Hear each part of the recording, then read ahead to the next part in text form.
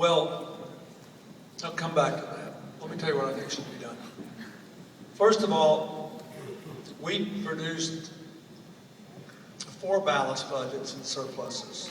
The last one was the one I sent to the Congress, but had to be enacted after I left. But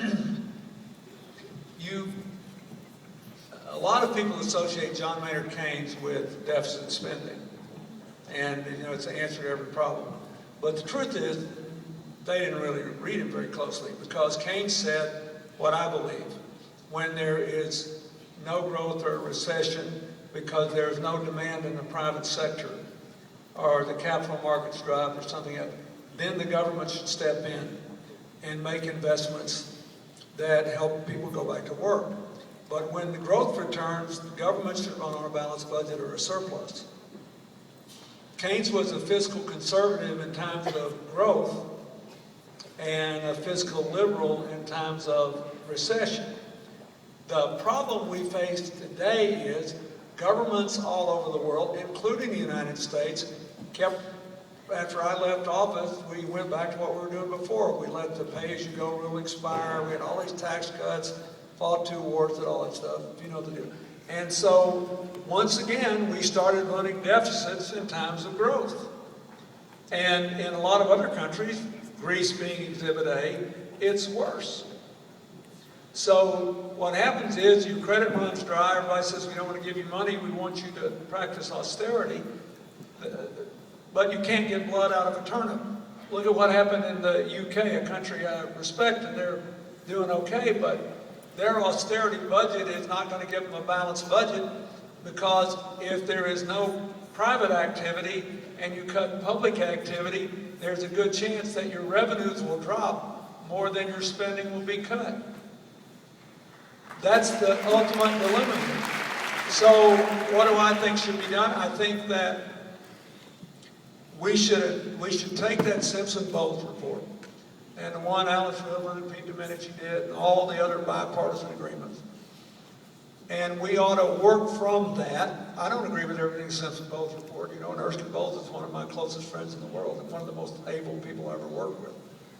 But I agree with a lot of it. And it's a good starting point. And we should adopt a plan to move us back toward a balanced budget. I would be for doing it even faster than they did. But I wouldn't start it until, at a minimum, next year. This economy needs more time to heal. We need more growth. Meanwhile, I would try to get some cash in here. I try to repatriate some of that offshore cash, raise some money, and set up an infrastructure bank like the bipartisan bill in the Senate called for it, which would use public money to seed it at $10 or $15 billion, and then accept private investment. Every other major country in the world allows public and private partnerships in infrastructure investment, and there's a heck of a return on investment. It's a good deal, and it's a lot more reliable right now than the markets are, because they're shaky. And so we're in a position to do that. But I think it would be a great mistake to go to austerity too quickly, because, look, I did it, right? I passed this real tough budget. Before the Balanced Budget Act of 1996 ever passed, because of the Budget Act of 1993, we got rid of 95% of the deficit. We'd have balanced the budget if we hadn't done anything. But why? Because the problem when I took office was the deficit had been quadrupled in the 12 years before I took office. It worked like a charm for President Reagan and then choked President Bush. What happened? We had never run permanent deficits in the whole history of the country before. Never in peacetime. So, we basically gave everybody all the candy they wanted, and they never had to go to the dentist. And it created a lot of jobs in the short run, but then interest rates got so high, everybody said, we're going to make the Americans pay more for their debt. That drove the interest rate structure up. So by getting rid of a lot of that deficit immediately, I drove interest rates down, the bond market went up, private investment went crazy, and 92% of our job growth was in the private sector. But if President Obama tried to do that now, it would not work, because he has no interest rates to reduce. So the trick is, on the other hand, you don't want people to think we're going to be running this level of deficits and running this kind of debt up for time immemorial. So what I wish they would do is pass a bill this year that would start next year, or start whenever the unemployment rate reaches some figure. It's a really big deal. And I have all kinds of theories about how to get back to full employment. That's what the book's about. Wait a minute. We had a super committee that had all the answers, and they couldn't get a vote out of it. I know that, but that's because, in part, the Democrats said what they were for in general, but not in particular. The people hated the particulars that the Republicans came out with because it was designed basically to leave me with all my tax cuts. Because they said you don't want to raise taxes on the job providers in a recession. And I do have hundreds of employees now. But that's ridiculous. The truth is, wait. Truth is, we don't need to be raising taxes or cutting spending now in this recession. But if the least harmful thing to do if you had to raise more money would be to take some of my tax cuts away, because I don't spend all the money I make every year. And so that would be fine. And it certainly has to be done. But you cannot get this budget under control without three things. You're going to have tax increases for the people who can afford to pay it, which I hope will come in the context of tax reform, simplifying and getting rid of a lot of deductions. Look, most wealthy people I know think they should pay more, but they would prefer to have a lower, simpler rate structure and fewer deductions and fewer credits. You have to have more revenues, you have to have more spending restraint in the areas where it's exploding, and you have to have economic growth. And if you take out any one of those three things, you will not get to a balanced budget. We don't have economic growth today. If you try to do it all, whether you did it with tax increases or spending cuts, you could not get there because there is not enough growth. And there is no interest rate to drop because we're being fiscally prudent. So what I'd like to see us do is send all the investors in the world a big signal. Here's our plan. I'd make it even tougher than Simpson bolts. I hate all this debt. But you cannot get blood out of a turnip.